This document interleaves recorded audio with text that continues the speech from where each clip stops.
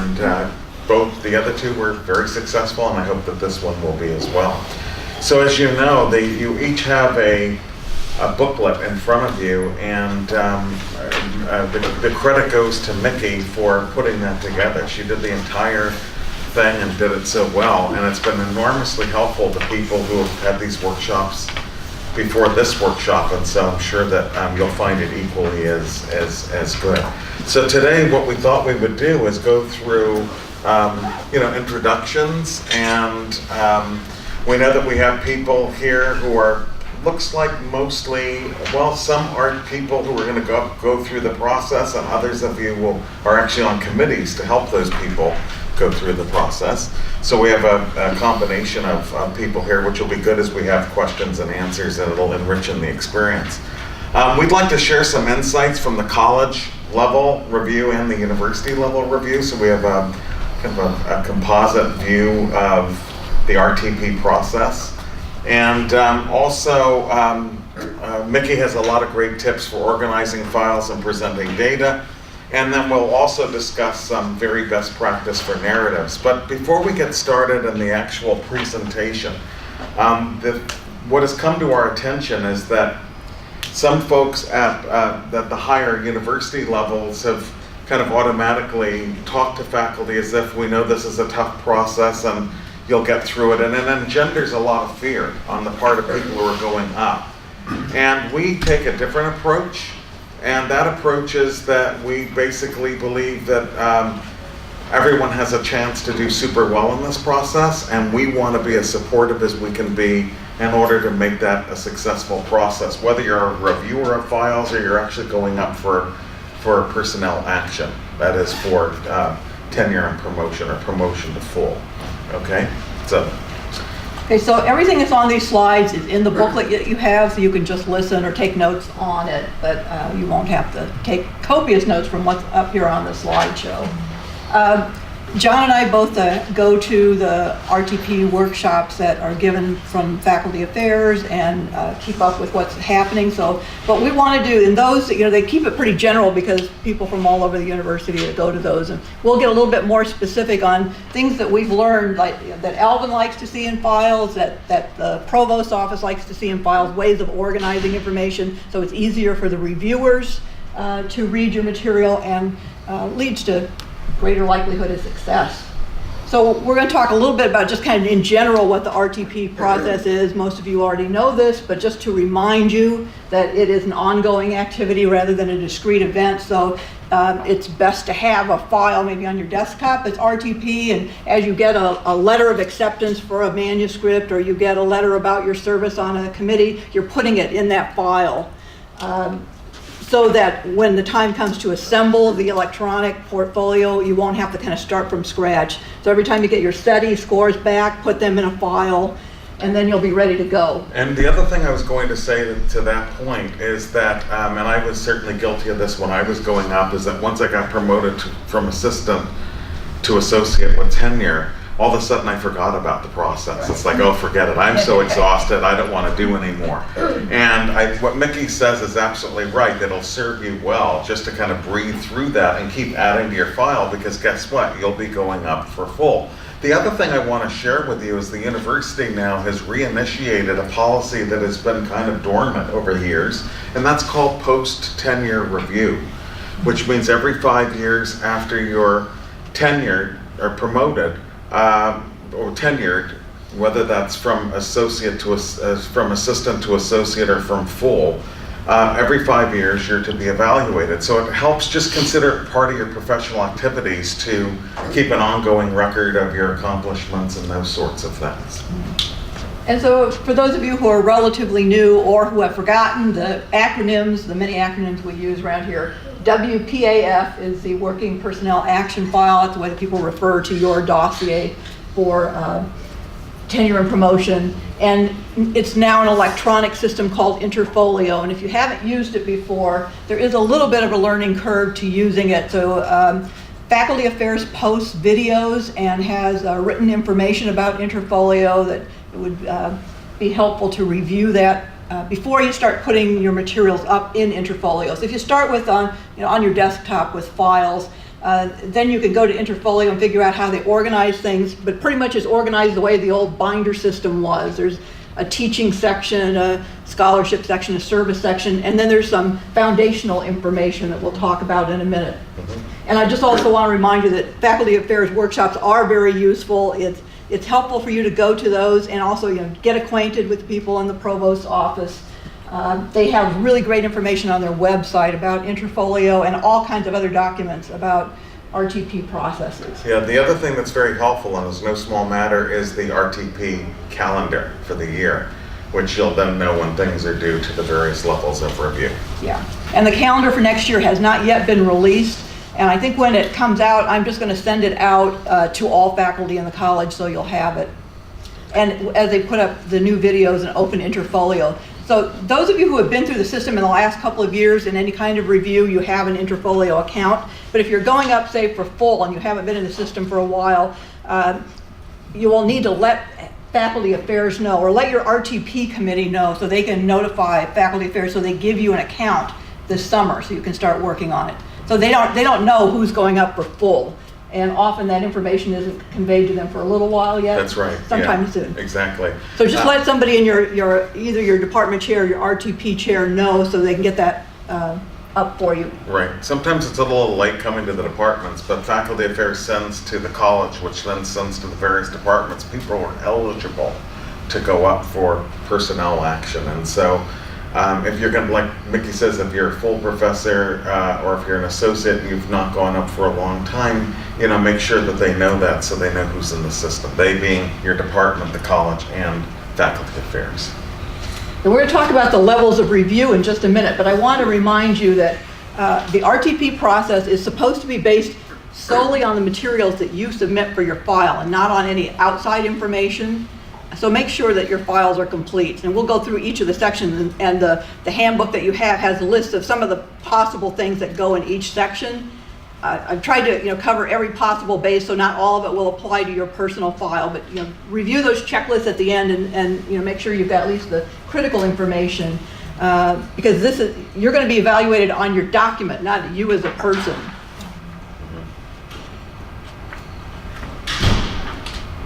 So the departmental criteria are really the most important piece for the evaluation. This is what you need to meet. So every department has their own criteria, and as you're writing up your narratives and you're presenting your information, it's really important to reference the criteria and show how you've met it. And we'll talk about how to do that in the narratives. We found out recently too that if the department criteria have been revised since you were hired, if you're going up for full professor, you are bound to use the revised criteria. But if you're going up for tenure, you have a choice of the criteria that were in place when you were employed versus the new. But if you're going up for full, you've got the new criteria. That makes sense to everybody? Mm-hmm. The other thing I would say as well is that it's very, very important that you follow that criteria that is on the Faculty Affairs website as having been approved. Most of those are 2009, unless your department or school has revised those since then. But it's very important that we stick to what is officially the record and not anything informal. So for example, Alvin and I have on our desk right now social work, we've got health ed, and we have nursing. And so our job now is to get comment on those. And then those then go back to the department, which then will come back and go to faculty affairs for final approval from the provost and dean of faculty affairs. But not unless they get approved are you to use those, just to be super clear. And if you don't have a copy of your department criteria, the old one, what is on faculty affairs is on the faculty affairs website. Yes. So these are just to remind you again about the levels of review. This is a year-long process essentially. So your file first goes to your department RTP committee. In some departments, that's all of the faculty members at the rank above yours, and others it's a committee of at least 3. Mm-hmm. They issue a report, and at each level when the report comes out, it comes to you in Interfolio with a note saying you have 10 days to review it, and if there's any factual errors, you can get back to the committee. You have a chance to rebut at any point. And then it goes on to your department chair, and then the same process happens when that letter comes to you through Interfolio, then you have a 10-day period to rebut. Then it goes to the dean of the college, and then the 4th and 5th levels are pretty much simultaneous. It goes to faculty affairs, the provost level, and the university tenure and promotion committee. And they review independently, but at about the same time. And then it goes up to the president. So any questions about the levels of review? Yes, Not Allison? so much about the levels, but about reviewing the letters. Sure. So when I was reviewed, you couldn't actually view the letter on Interfolio. Is that now, you now can review it, or is that? Supposedly by next year you will be able to. This has been a problem. The Interfolio system, we're just now going into the 3rd year of it. The first year was really rocky. Oh, horrible. It was a little better last year, but there's still been some problems. So if you can't read the letters in Interfolio, you should get a message saying it's there. And if you for some reason can't access it, we've been sending these RTP letters by email as well. So we should know this summer, they're in the process of upgrading it yet again. Mm-hmm. That's also the frustrating thing. You just get to know how to use it, and then they upgrade it and it changes. Yes. That's why it's really important to monitor the Faculty Affairs website with their updates about Interfolio. So you're going to have a tab. One of the first tabs in Interfolio will be for your CV. And we know there are a couple of things that our Faculty Affairs really hates when they look at a CV. And that is when the CV lists an article of yours, and then you have the article in your file and the titles are different, or the dates are different. And this happens sometimes because maybe you had to revise and resubmit and you changed the title slightly. Yeah. Just make sure everything matches up so they're the same as the documents included in your file.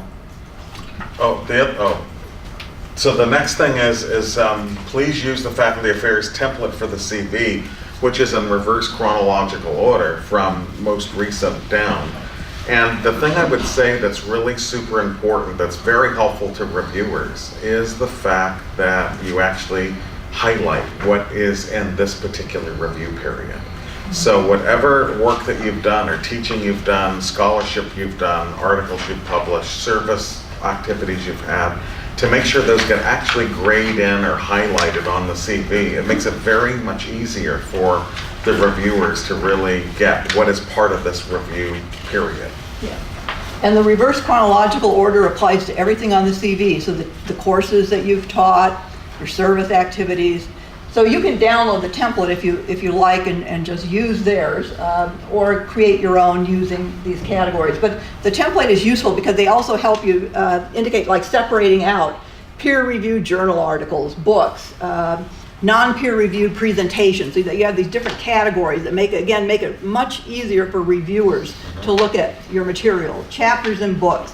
Some people just put all their publications in one list and it's a little bit hard to sort them out. Another thing it recommends in the Faculty Affairs template is that you have teaching effectiveness in your CV. Not everybody likes to do that, and I'm one of those people who doesn't. So I have a separate page that's got a listing of it. And we'll show you some of the different ways that you can present your teaching effectiveness. But in the template for Faculty Affairs, they show it as, the course you taught, what semester, what year, and that's where you can put your study scores, so the quantitative information can go in there. Okay, so the CV may list articles and books that are under review, but these manuscripts are not to be included in your file. So if a manuscript is accepted after the deadline for the closing the file has passed, you can petition to add it later. So let's just say, for sake of argument, the WPAF closes on, let's just say, October 1st. And let's just say on October 3rd, you get an email from an editor saying your article has been accepted for publication. And you could really use that article for your personnel action. Then you would have to then go to your department RTP committee and actually request that it could be included in the WPAF. And then what has to happen officially, believe it or not, is the leave with pay. The college leave with pay committee is the committee that actually decides whether or not it's permissible to include that particular item in the WPAF. And once permission then is granted, then you may do so. But only under very specific instances may you add additional materials. So really, if it's only really you think necessary to your success, because let's say it happens in February and the file is almost to the president level, if it really is critical to your success, you want to put it in, but that means it goes back, way back to your RTP. It starts department from committee the and the chair. Everybody has to re-review all of your materials.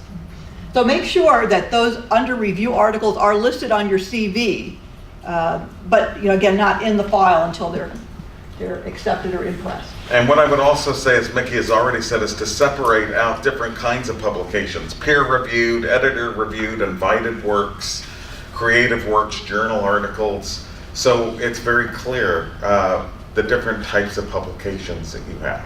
Mm-hmm. Yeah, and John always said highlight the accomplishments. So again, what happens for a lot of the reviewers is they have your CV out next to them as they're reviewing the whole rest of the file. So the CV is kind of your summary document. So it's very helpful to have those sections highlighted so at a glance you can see what the accomplishments are in each area. Mm-hmm. Then the next tab will be for narratives. So in the old binder system, you had 3 separate narratives, one that went with your scholarship, one with your teaching, one with your service. Now they have just one tab for narratives, and they ask you to combine it into one document, which is actually a good thing because now you have a little more flexibility in showing the overlaps and the themes across those different areas.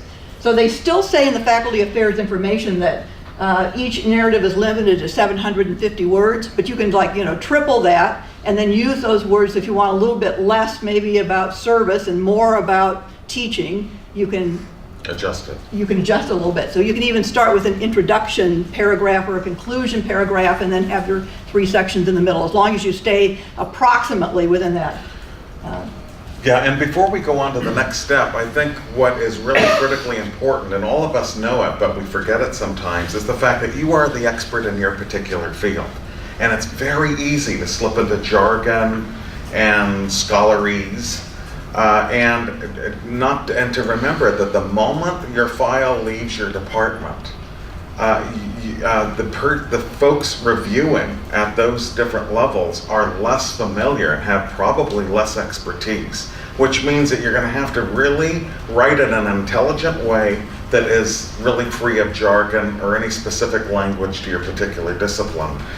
It's a way that a general person could understand exactly what you're up to and what you've accomplished. Yeah, and your CV and all the materials that you submit are going to be the things that you have already done. But in the narrative, you can talk a little bit about what you're doing right now that builds on the work that you're doing, right. and maybe your future plans and how the articles link to each other or the different publications and so on, or how your teaching is linked with your research or your service is linked with your teaching and so on. Yeah. So with the narratives, I think what's really important, a lot of what we've seen at the college, and I've seen this at my own department years ago when I was the RTP chair, is it's very seductive to just do a narrative just as a kind of literally to write in a narrative fashion without any kind of analysis or evaluative language. And what we are really asking and what will really strengthen your case is that we would like you to be, and it is expected that your narratives are evaluative, that they really do evaluate the work that you've done, to show both the 2 words that I think are really critically important, that is quality and impact. What is the quality of your work and what impact has it had? And how it adds to your discipline. So those are important. Because after all, as I said, after your file leaves your department, reviewers will probably not at all be familiar with your field. So again, avoid jargon and technical language. And you also want to address how you meet department criteria in each area. This is the other thing that can't be underscored enough, is department criteria are critically important. They are actually the anchor points at which your file is judged against. And so that's kind of that is the contract that you have and your department has with the larger university. So if you meet those requirements, you should be good to go. And so you want to make sure that you actually anchor everything back and prove the case in a very analytical way about how you meet your department or exceed your departmental criteria. Yeah. And if you show in your narrative how you've met the criteria, it saves the reviewer from having to go back and reread your departmental criteria because they may not be familiar with it. So anything that helps the reviewers, you know how we're all really busy, and the more work we have to go to, if you have to go through 5 or 6 different files to find something. So put as much as you can in the narratives. And I know there's still not a whole lot of words, but I'm here over the summertime. If anybody wants to run their narratives by me and help getting concise and as much information as possible, I'll be a resource to you. So we'll come back. We'll talk more about each of the parts of the narrative as we go through the 3 big buckets of evaluation. So in teaching effectiveness, of course, you're going to have your study evaluations for all of the classes that are under the review period. And for some of you, if you're going up for full, for example, there's going to be some of those are in the old format, not electronics. You'll need to get those scanned. So it's something to think about ahead of time of getting all that information scanned. And the electronic ones should all be back since they started, right? Yes. They don't go away after a period of time? No, they're back, and they go back, I believe, to 2014. That's it? I think so. I think That that, was paper? yeah, I think so. Yes. Yeah. Yeah. Yes. Actually, when I submit my file for 2016, I was given the choice to do either paper or electronic.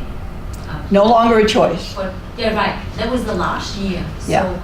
I asked my chair what does she wanted, and she wanted paper, so I gave her. I see.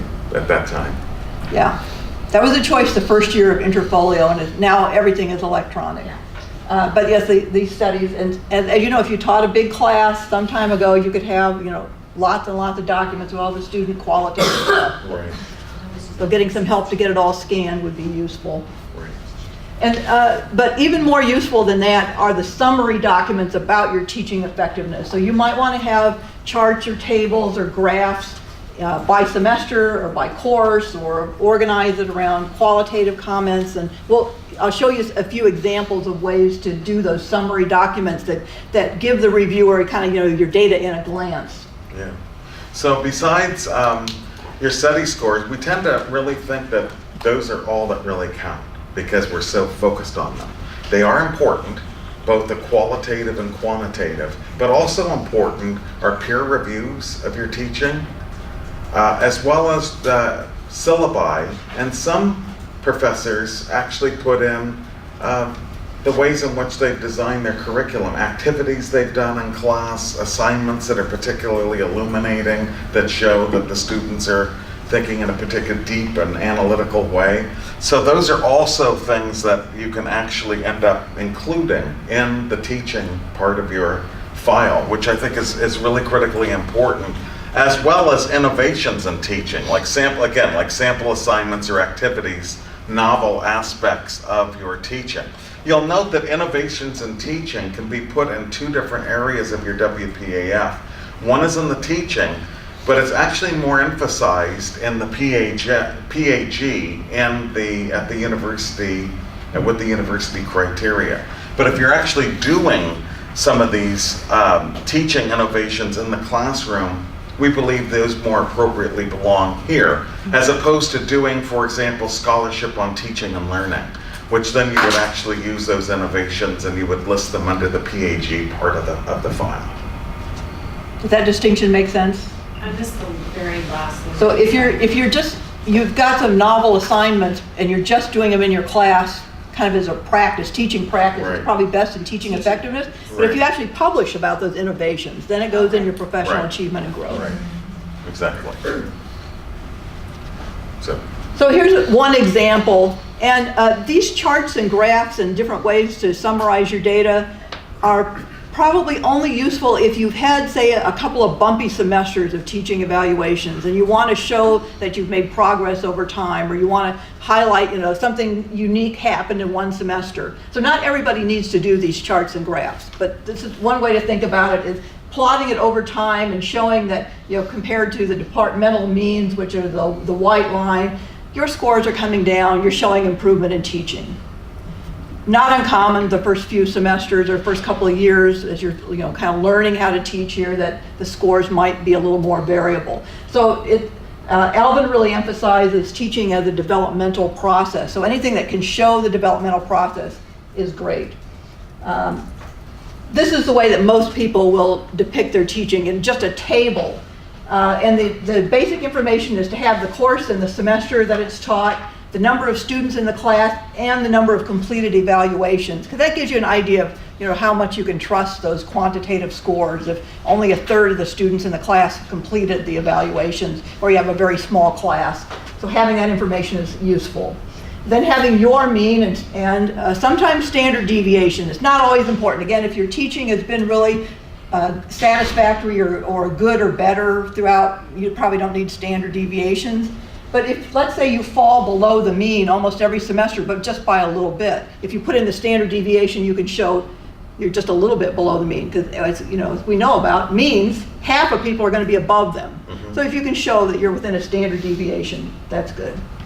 And then with the departmental mean piece of it, different departments do different things with it. So you might have a mean of all of the faculty in your department, or in some programs that have, like, say, a clinical track, clinical courses versus didactic courses, or theory courses versus other kinds of classes, you might have separate kinds of means. So in this table, just make sure you indicate what are you comparing yourself to, the whole department or some kind of specialized mean.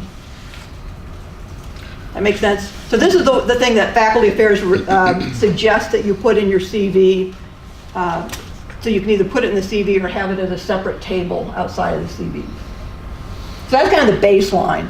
Now, if you really want to, go to more extremes, this is an example of if there's some questions about teaching. This is a chart that Alvin used when he was evaluating a file, just to look at it in different ways. Like looking how many of the courses are above the mean versus below the mean, looking over time, looking over courses.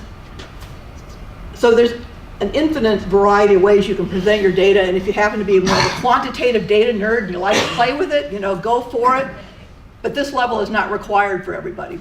Right. Just to be really super clear about what it is that you're doing and present it clearly is what we're really looking for. Not any particular style that you've seen on the screen. But let's say you did get off to a rocky start and now you're doing great. A chart like this one really illustrates it in just a glance. So it can be helpful to have something like that. The other thing I wanted to say is that Dean Alvarez, Alvin, has been clear that he would like to eventually move to what he calls course-based means, which means actually comparing your course to the same course over time. But what we've realized clearly is that not all departments have done that. And so maybe over time we're going to be looking at that, but don't have any anxiety over that at this time, that we're just really looking pretty much at department means right now. Yeah, if you have a small department, you're the only one who teaches the class. You're comparing your mean to your mean, which is not very useful. It's not a comparison. So just a few other things to think about to explain if you have some semesters or particular courses that are over the kind of the benchmark 2.0 is probably a stronger indicator than departmental mean. I mean, you could have, a department full of really stellar teachers, and your department mean could be like, 1.4 or 1.5 or something. It's really hard to match that consistently. So things that you might want to do are look at the individual item analyses. Because in looking at lots and lots of these across the college, probably across the whole university, people get hit all the time, lower scores on things like timely feedback. Yeah. And some of that might be student expectation rather than any problem on your part, that students expect they're going to get papers back in 2 days, or better yet, by the end of the class period. So they're unrealistic expectations. So a lot of people will put actually in their syllabus what their expectations are about papers. I'll get papers back within 2 weeks, or I'll return exams within a week. Yeah. If you have that stated in your syllabus, then you can refer to that. I do give timely feedback. The other one that students rate faculty on in a lower or higher fashion, I guess in this case, is organization.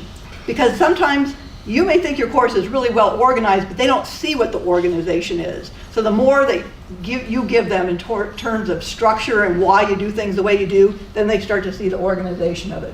So maybe you got this feedback early on and then you made some adjustments to your class. You can talk about that in the narrative, what you did to improve students. Give, and I've heard Mickey say this before, and I totally agree with it, is do not try to hide scores that are above a 2.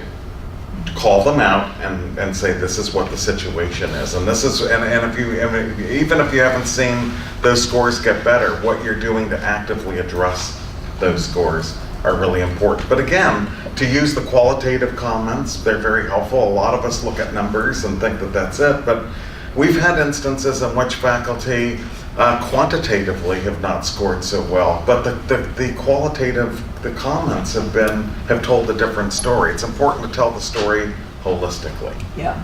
And of course, life happens too. So some things may happen some semester that you can explain why you got higher scores. And you do not have to go into detail about it. You can just say there was a family emergency or a major illness that semester, or something happened that I was not totally present for this semester, and that's why the scores. And now look at how I've done since then or before then. So you can explain the elevated scores. Another area of the teaching effectiveness is advising and mentoring. And often we haven't done a real good job of tracking this and putting some kind of quantifiable information here. So think about, at least going forward, do you keep a list of your advisees? Do you have a sense? Maybe just for a month or so, you just kind of keep tabs on how many hours you spend each week doing advising and mentoring activities. So you get a sense how much of your time is taken up from that. How often do you do unsolicited letters are from something else. Don't ask students for letters for your file about advising, but if you get a letter that's unsolicited from, say, a former advisee saying how wonderful you were as a mentor, include that in your file. But anybody who's currently a student, don't ask them for a letter for your file. And no holiday cards, no, do you want to keep those out of the file? That's a pet peeve at the provost level too. They don't want to see every thank you card from a student. Right. They said letters from students really don't count very much. So only use those high impact ones. Students who are thanking you for your wonderful mentoring and teaching. Yep. And you might want to then describe the types of mentoring or advising that you do, because departments differ on this. So again, the reviewers aren't going to know what's the typical thing that happens in your department. So maybe one person is designated as the main undergraduate advisor, so they do all the undergrad advising and you do very little. So just indicate that's how it works in your department. Maybe you've taken on that role, so one semester you have a lot more advising than you did another semester. Do you mentor students in research activities? This is looked upon very favorably at the university, so you want to mention that, whether they're graduate or undergraduate students, and how you mentor them in research. And career advising also as well, very important. Quick question. Yeah. Evidence of mentoring students, whether it be in research or other ways, not just, for example, letters of recommendation for graduate programs, but other types of either career, graduate school, and or research advising. What evidence do we provide? It could appear, for example, on the chair's letter or in the RTP chair. In other words, that it's that in other words, they could vouch for in other words, you would not want to have, it seems to me, letters or necessarily emails from all the students you've advised, but it might well be that the RTP committee would build this into their letter about knowledge of what kind of advising that you've done, and particularly if that's corroborated in your narrative. This is a way you begin to build that. And then the chair of the department or school may also refer to this. So as far as mentoring and research activities, it's really important on your CV maybe to put an asterisk or somehow highlight any presentations at conferences or publications that are with your students, and indicate just in a little footnote or something, undergraduate students or graduate students. Yeah, that's an example of very concrete measurables. Yeah. But if you've in fact advised plenty of students that have not resulted in publications or peer presentations at conferences, you might do it in the way I suggested a little earlier. Yeah. What if you have department information about advising, such as our students take like an exit survey? One thing that we ask about is, was advising helpful? And 100% of our students say yes, advising was incredibly helpful. Can that be included, even though it's not specifically about like one advisor, it's about the department advising in general and you were part of that? Yeah. I think that would be useful information. So I would refer to it in your narrative though, because the more stuff you have out there floating in your file that's not connected to either your CV or your narrative sometimes gets lost. So if you have any kind of supplemental information like that, mention it in the narrative so the reviewer can go look at it. Right, and Allison, I'm not diminishing what you're saying at all, but I would actually keep that to probably a sentence or a sentence and a half. Sure. Yeah. But that's important. So another question. Usually I don't get letters, but I get cards and emails. Emails are fine as long as they have, the student's name and the date on them, then they're Even considered when like a they're letter. graduating, and then they write down and then. Right. And I think the important thing is that I would be judicious about the use of those, frankly. I would go for the high impact ones, as Mickey has said. And I also would be very careful, you want to also make sure that there's not a hint that those have been solicited in any way.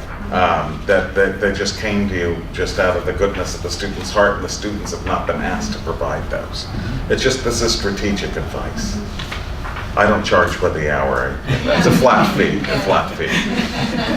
But again, the provost emphasized that the student letters don't count for a whole lot, so don't spend a lot of your time on gathering those. So, we've all probably received lots of emails that we didn't keep, but don't worry about it because it typically does not make a big impact. And this, the last time when I was going for associate professor, they were saying that actually the student letters did not count at all. Or the proof of advising did not count at all. But we also have in my department, I don't know the daughter and husband, we have one person who is responsible for advising the majority, and then she distributes the students among us. Yeah. That's an labor. Huh. So then her letter indicating you as an advisor of the account. Right, and also, and again, if she could not just say that Dr. Geddes was an advisor, but the quality and impact that Dr. Geddes had in advising her students would be superior, would be good. I have a question. Yeah. So the mentorship, is there only related to mentorship to students at SFSU, or they can include students outside? Also the mentorship that is provided to like assistant professor or lecturers, at SFSU, as well as some, non-SFSU faculty. Here's what I would say to that, and see if you agree. I would say that primacy would be given to the San Francisco State students. But I think that I would be tempted, if I worked with other students at other universities, I would be tempted to list that under professional service rather than mentoring of students per se. Yeah, because all of this in your teaching effectiveness file is about you as a teacher here at San Francisco State. So other stuff may be related to, as John said, to service. And I also mentor the students that is outside the social work. Like my discipline is social work, but students at SFSU, but who are in economics and some other department. Is that under teaching? Yeah, Yeah, absolutely. that would work If they're here, students here. at San Francisco Great. State. Yeah. Great, thanks. Yes. And if you're on master's committees of students outside your department, does that go here or? I would list it here in Yeah, teaching, like teaching. the teaching effectiveness chart, but just indicate outside my department. So the narrative.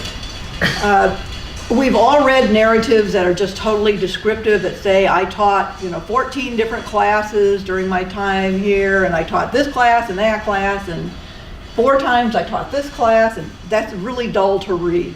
So if you would start with something a little more personal, like your teaching philosophy or your teaching experiences, or something that the reviewer can relate to you as a person, and then you can point to, you've got this chart that lists all the classes you've taught. You don't have to describe them again in the narrative.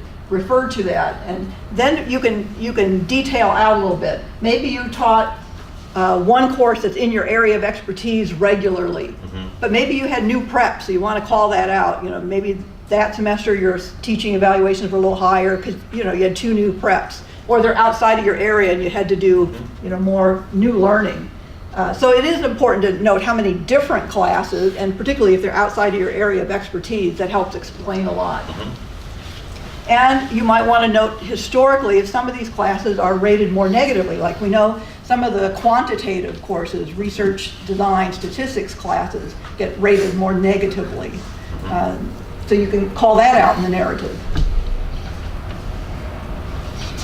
Okay, and so you want to also look at explaining any discrepancies, as I said before, in your study, quantitative and qualitative data as compared to department means. And again, not trying to camouflage anything, just call it out, talk about it. What are your plans? What have you done particularly well? What are your plans to create improvements? You'll also want to evaluate your growth as a teacher and support those comments with student or peer evaluation data. The other thing here that's important besides student and evaluation data are what are you doing to help with your professional development in terms of a teaching effectiveness. So are you attending workshops? Are you going to CEDL? Have you taken workshops in your professional organizations that deal specifically with teaching? You want to bring those together and kind of show how in fact you're taking quite an interest in your teaching effectiveness. So that can be another table, a supplemental table that goes with your teaching effectiveness that you can refer to in the narrative. Okay, to shift over to then the next, we're going through them in the order that they appear in the interfolio, and this is the way they used to appear in the old binder system. Not that any one is more important than the other, this just happens to be the order that historically we've used. So professional achievement and growth is not second in importance to teaching, they're all equally important. But this is the area that really is the most variable across departmental criteria. So here's where you really want to build the case for how you meet your own department's criteria and show what the value and impact of your work is. Mm-hmm. How many here have departmental criteria that require external review? Any of your departments? So your department. It's strongly suggested. Yeah, that's right. Right.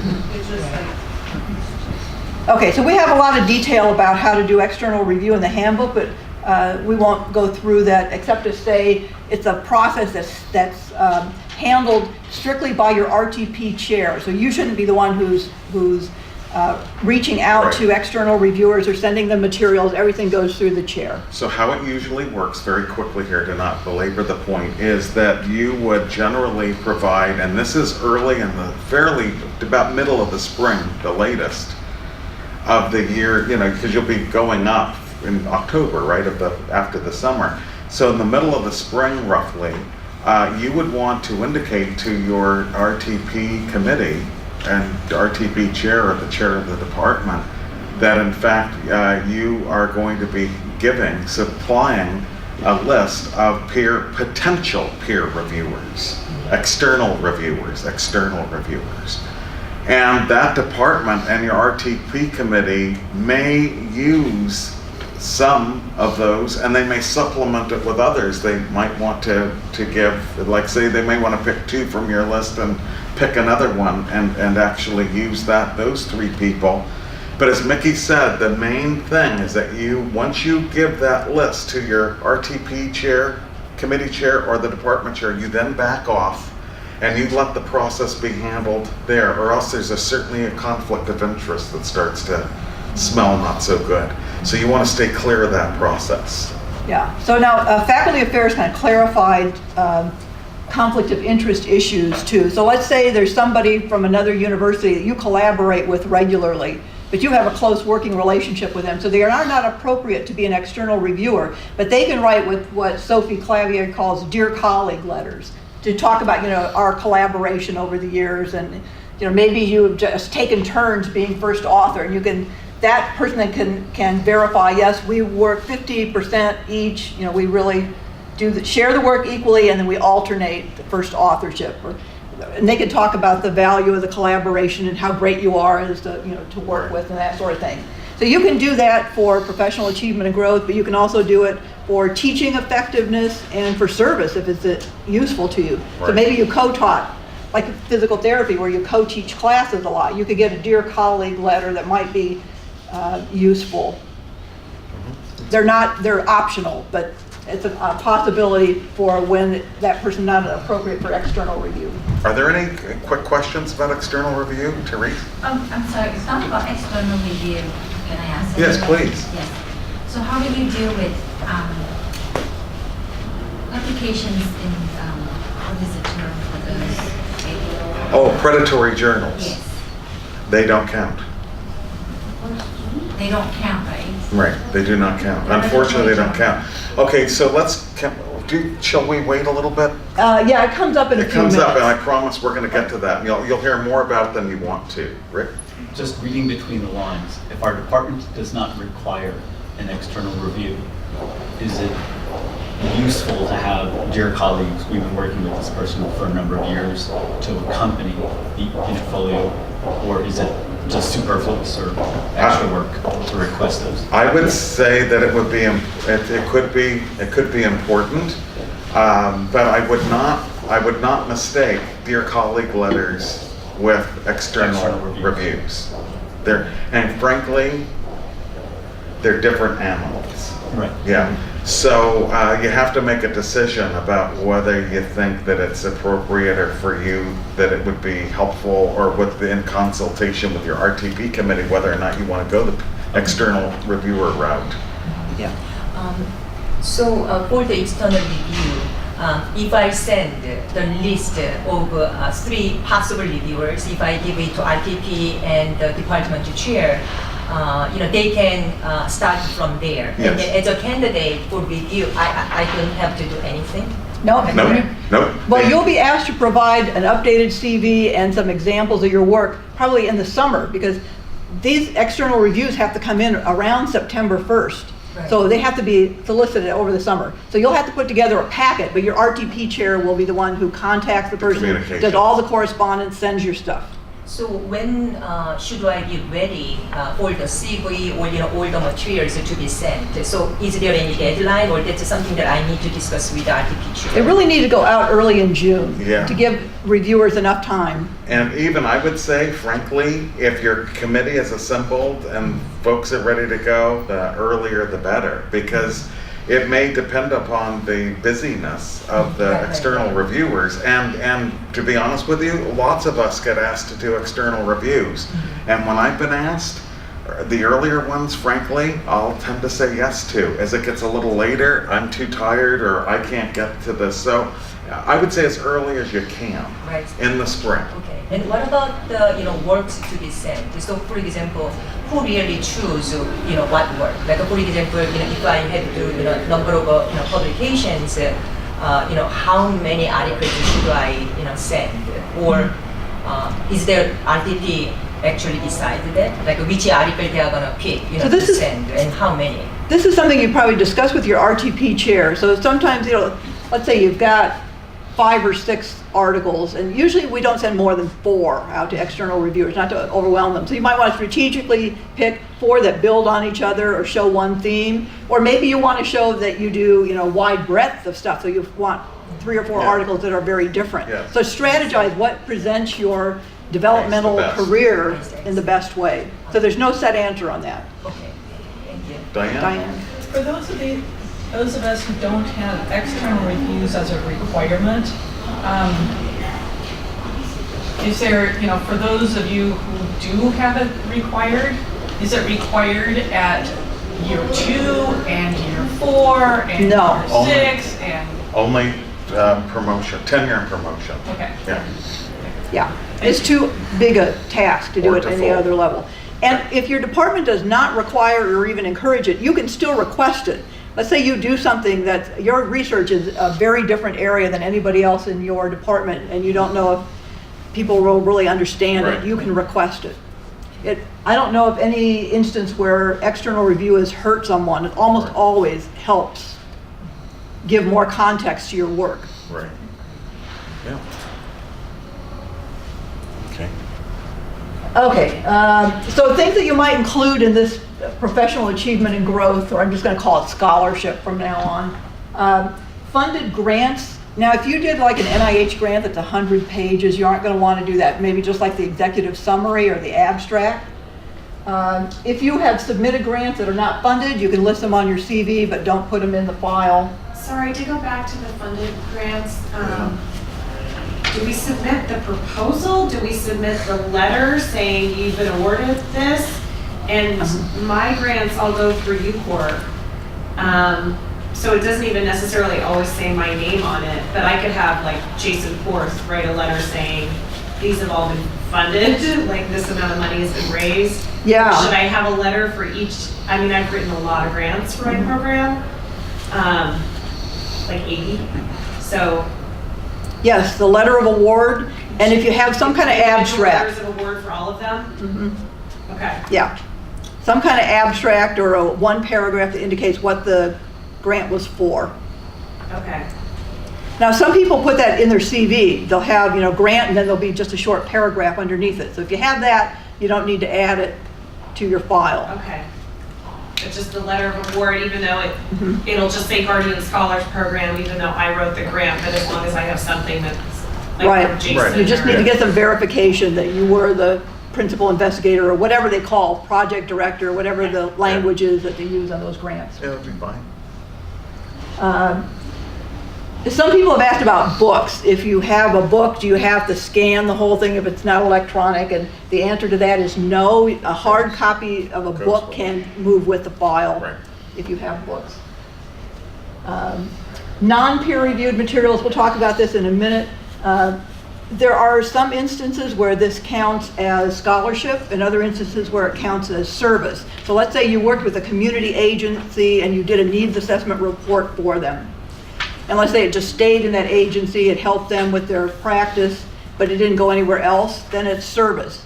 But let's say that report now gets picked up and it was used to change a policy in city government or a state law, or it gets cited by the research literature as being, an important piece of work. Then it could be moved to scholarship. If there's some evidence that peers are using it and valuing it and it's made a difference in the world, then you can move that on. Yes. Rick. If you have an association who has published peer-reviewed journals, one of which used to be more of a newsletter and then evolved into a peer-reviewed publication, how do we indicate that when we first submitted 10 years ago it was more of a lower level and now it's more of a higher level? Do we? Was it peer-reviewed then? Yes. So then You were just listed as a peer-reviewed journal. It still is peer-reviewed, whether it's a newsletter or a full-blown journal, as long as it went through that rigorous peer review process. Okay. Yeah. So if we did, for instance, I did work at an agency, a couple of agencies, as service, and then the study went to like the board of supervisors and helped change, so it could be used as professional achievement and growth. But then it also turned into a peer-reviewed publication.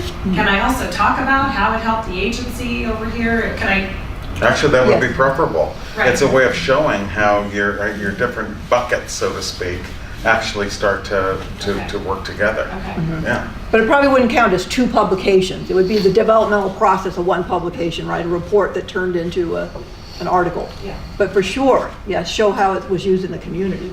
Yeah. That's great. So if you have work that's accepted, but it's not yet published anywhere online, then have the letter from the editor or the email saying that it's been accepted in your file. A minute question. The document, DOI, which is usually saying here's a URL, you can go find it electronically, might not be available at the time because it's in press, but it's been accepted. So what I just heard is show the email with the acceptance. Yeah. If you have a Still- DOI number, then on your CV, even then that's fine. That's Right. published. But That's an email considered will published. suffice from an editor. It's considered in the bucket. Got it. Okay. Yeah. And co-authored works, I'll just show an example. Here's another kind of table that you can use to show both impact and your contribution in co-authored work. So you could have a table that's got your articles on one side, or your book chapters, whatever, and then a little information. Here's where you can put information about the journal. And I've seen actually a few departmental criteria that say to list impact factor of journals, which is not really standard practice in the field. That's not considered a way to evaluate an individual person's work. It's a better indicator of kind of the status of a journal. But if your criteria says to put it in, fine. Yeah. But better than that is probably things like the number of times your article has been cited, particularly those of you farther along, like going up for full professor and you did some work, maybe some work while you were still an assistant, but it's been cited 1,000 times, or even Wow, 100 that would times. be Right? good. That was an exaggeration. Millions of times people have read your article. Yep, tenure. Done. It's a way to show the impact of your Stop talking work. about me. Yes, we know it's a little embarrassing. Diane, yes. When you have a table like this, would this table go in your narrative, or does it go as a separate entry in your file? I put a separate entry in your file because it's too much for the narrative. This is the way that you can expand your words in the narrative by referring to these documents outside. That's right. And this, again, is a summary document that's really helpful to reviewers. So here you can say what type of research was this. If there's more than one author, you can talk about the contribution. So this is just one example. You can do this in a variety of different ways, but you can also then say about this journal. So maybe you want to target a very particular audience of people who work in the field, and you Yeah. say, this is the audience I needed for this journal, for this article. It's not necessarily going to be, the top tier research journal, but it's the audience you needed to get to. That shows, you're writing for translation to practice, and that's really important. Yeah. So it doesn't have to be, again, like high impact factor journals. It doesn't have to be the top journals in your field, because those tend to be the more, research intensive. And if your work is more clinical translation work, then, you make that case in the narrative and you can show it here.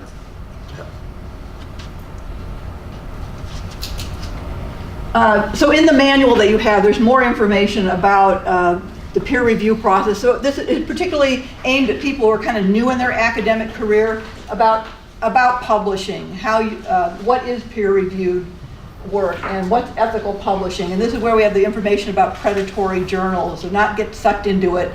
I think we're a little more savvy now than we were a few years ago when they first started coming out. But some of them are still really convincing looking. Yes. They will send you a personal email, citing a recent article you've had and said, based on this wonderful work that you did, we want you to submit. But the key things, red flags are, submit within like a month, and just send us a 3-page commentary, and they promise you're going to get published, and they'll have the review back in 48 hours, and to all send those them are big red flags. $700. Yeah, and then when you get to the process, you find out you have to pay a lot, and then they publish. It might appear somewhere online for a week or a month, and then it's gone, and they have the copyright, and your work is totally gone. So there's a lot of information about kind of the red flags and some of the websites you can go to check out journals. So my question is we're in a committee, and then we find there's so when there's article, so you can have your web search, and like you do the PubMed search and you Google Scholar search. Right. You didn't find it, and then you search for the journal, it's not there, and then it's lo and behold it appears on, the publishing houses appear on the predatory publishers, and so as a committee we're not counting that article, right? Yeah, unfortunately we can't, because it really has not been authentically peer reviewed. So some people have got caught up in this. Most of the people are well-intentioned, looking for an outlet, and how they do this, they just change a little bit of a wording. You think it's a legitimate journal, so maybe instead of the Journal of Pediatrics, it's the Journal on Pediatrics, and you think, it's very you think you're tricky. submitting to a legitimate source. But unfortunately, it can't count in the RTP process as.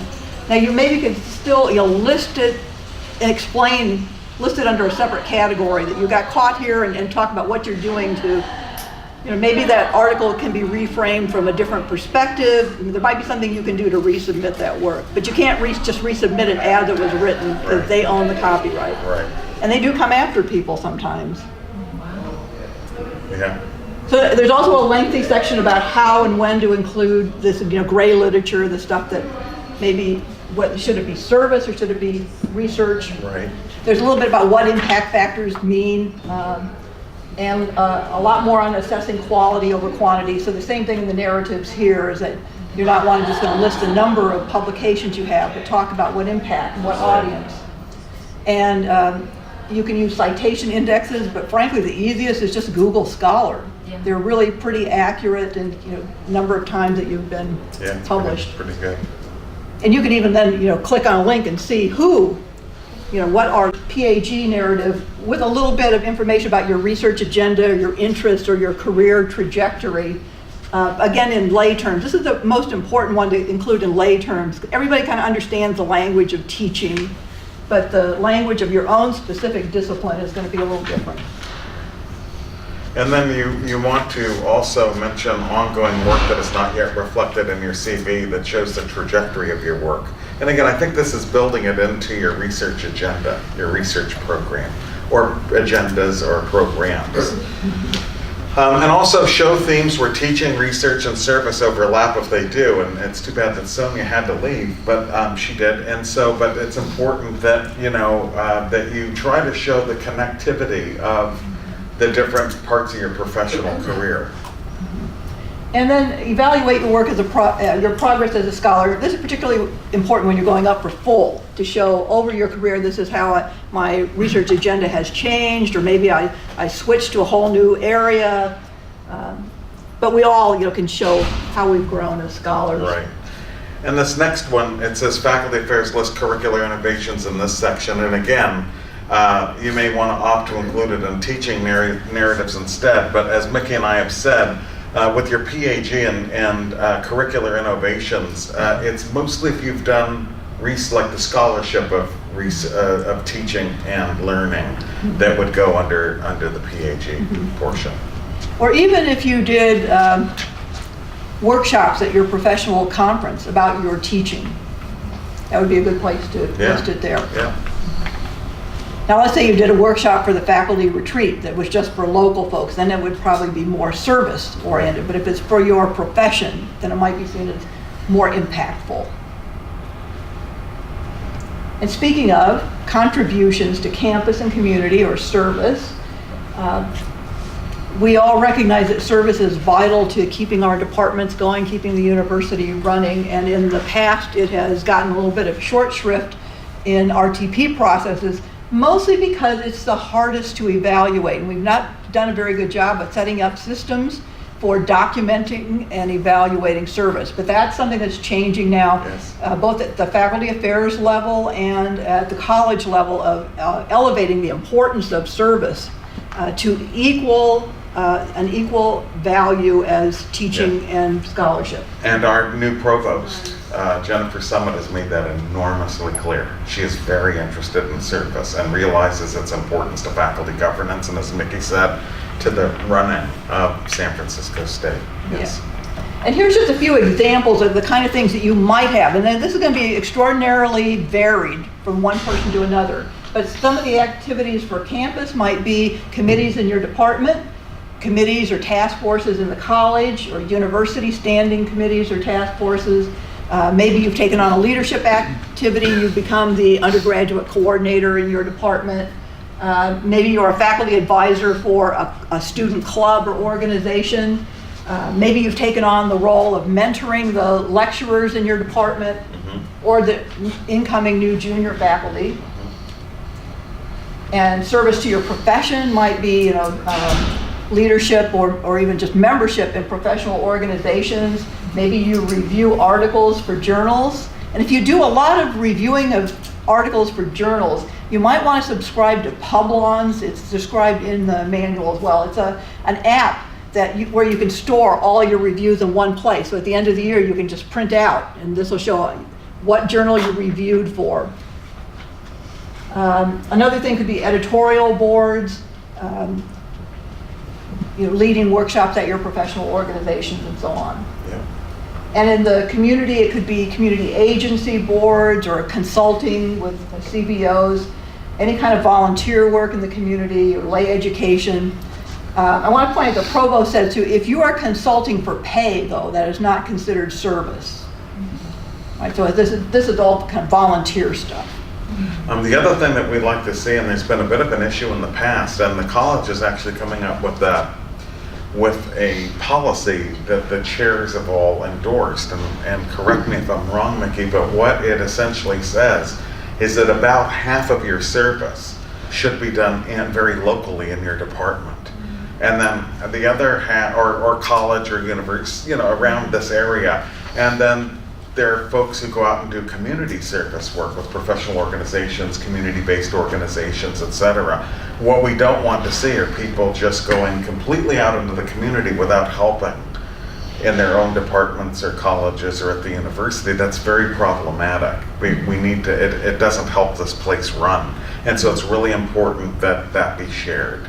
I'll give one example of when an inappropriate use of a service activity. When a faculty member said that they went to a certain meditation center because if they didn't go there, otherwise they would hurt people in their department. That's not legitimate. Yeah. Nobody's laughing, that was a joke. But it was true, somebody said that, yeah. Yes, Claudia. In my department, we don't have the position of program coordinator because we have two concentrations. Right. So then we have the movement exercise science and we have the physical education. Yes. For years since I was hired, I have been doing what they call the coordination of the programs. Sure. So then I interview the lecturers to be hired. I talk with the students, and that's related to physical education Sure. only. So then, does it count as a service? And then would be the letter from my chair? Yep. Or- Yep, outlining, again, your duties and the quality and impact of your work. So for example, you could have a table about your service activities as well. And this is new stuff, so some of you have been in the system a while, you aren't going to have the kind of written documentation yet because we hadn't been collecting it. But going forward, you know, you could list what the service activity is and then describe a little bit, what type of service is this, and you know, amount. Is it something that's like a task force that meets once a year, or an editorial board? Is it you know, something that's ongoing in your department? What was your role in this service activity? And maybe there were products or outcomes from it that you could list here. It was a needs assessment for an agency and it resulted in this report. Then you can have a link to the report. So you have a link to evidence when it's possible. So most of the time for departmental service, we haven't had letters about that. But that's something we've talked about, that the chair could write a letter for you if you're going up, just outlining what your contribution to the department has been, separate from their chair review of your RTP file. This should be done before, so it can go as a piece of evidence. Because remember, you were evaluated only by what's in your file. So the chair isn't supposed to, in their letter, say stuff about you that's not in your file. Right. So that you can't count on them to say, oh yes, this person really was active in the admissions committee and this, if you didn't say it first. Right. But you can ask them ahead of time to write a letter that just outlines your service and maybe remind them, you know, list what kind of service activities you've done and ask for that. And the other thing I would say is two things on that, is that some people, quite frankly, are reluctant to ask. I've had colleagues of mine come up to me and say, oh, I really hate doing that. I hate asking people for these letters. But realize that this is part of the way we do business and people expect you to ask them for letters. So if you're serving on a task force at the college, you would go to the chair of the task force and ask for a letter. This will not be foreign to people who know about how this place works. The other thing is that you please be assertive, and again, I'm repeating myself on purpose because it's important, to not only list what you've done and to contextualize that, but again, what is it that you did specifically to help that cause along, and what is the quality and impact of that work? Now, if it's a community agency, they are not accustomed to writing these kind of letters, so you might have to write the letter for them. Say, here's a draft of, you know, what I believe I've done for your agency. You know, can you verify and, you know, use this as a basis? And that goes on letterhead and it goes, Yeah. And sometimes it's just impossible to get those letters, the documentation. But if you have this table in there that tells what you did, that will be helpful to the reviewers. Yeah. Is there any other supportive documentation beyond a letter? For example, if we've served as a president of an association, and we can publish the website that says, here's your title as president of the association. Absolutely. I mean, Sure. you should have a letter saying you were elected president. And Okay, so the letter would come from the executive director, for Yeah, example. Okay, the just- organization. Okay, all right. Yeah. yeah, any kind of written documentation is good. And email is considered as good as a letter these That's right. days, right? Nobody writes letters anymore. And we all know that everything takes 3 times as long, I don't know, at least for me, everything takes 3 times as long as I think it does. So start these things early, give it plenty of ramp up time because you might need it. Yep. So these are just some questions, again, because our service activities are also extremely diverse. Here's some things you can think about for your narrative. What significance does this work have for the public if you're doing service out in the community? How does this work shape your scholarship or your teaching? So looking for the overlaps and the linkages. How does this work impact the community or the campus? How does this advance the mission of the department, college, or university? So if you're doing something that's kind of social justice oriented or really linked to the mission of your program, you mentioned that. And then any unique contributions you made to these service activities. Maybe you came up with a really great idea about how to improve the efficiency of your admissions process or whatever, you know, the innovative work that you did. And then just to remind you again, the other resources for putting together an RTP file are, you know, the manual you have in your hands, the Faculty Affairs website, where the calendar is published and all the stuff about Interfolio. There's tutorials on Interfolio, and if you've never used it before, I would allow at least a couple of hours to get to know it. And I'm available for individual consultation. Faculty Affairs sometimes too, if you're really having trouble with Interfolio, their staff can also do individual consultation if you run into problems over there. But they're also pretty busy because they're addressing everybody on campus who's working with Interfolio. I will try to keep up with the new tutorials and guidance on the revisions too, and let people know if there's anything that changes. There's very little about it in the manual just because it's a constantly evolving process. But feel free to contact me anytime. I have a question. So, do you suggest that I start the Interfolio again? Because I remember in the beginning when so it was in the academic senate before they roll out and all that. There's a little issue with you have to put things in sort of like in chronological order, but it's for eFolio it's the regular chronological order, not the reverse. So like you have to put the earliest work in first, and because otherwise, but do they fix it now? Is that bug fix or? That's what they are supposedly trying to fix. So the issue originally was when you started putting files in, they just then got in that order. So if you didn't put them in the order you wanted to add something or change the order, you couldn't. Right.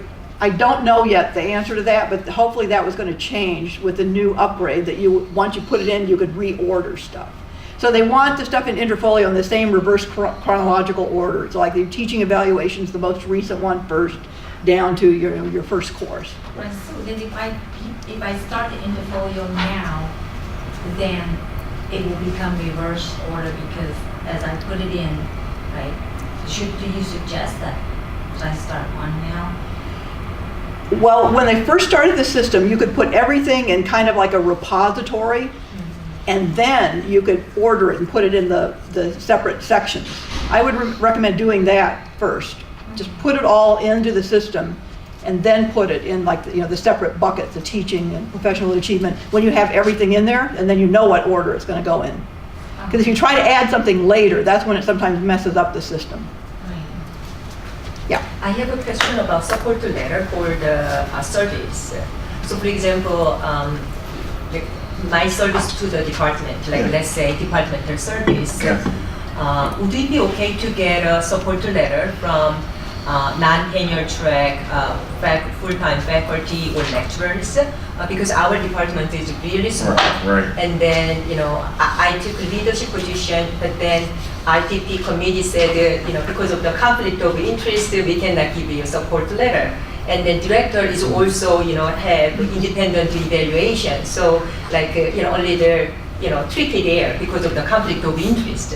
So in that case, who do I have to go to get a support letter? So what you're saying is the chair of RTP committee, as well as the department said there is a conflict of interest if they already provide a support letter for department service that I have done. According to Faculty Affairs, that is not a conflict of interest, and chairs can write those letters. But sometimes, you're right, if there's, say a lecturer is the one who serves as a program coordinator, and you worked a lot with that person, they can write a letter about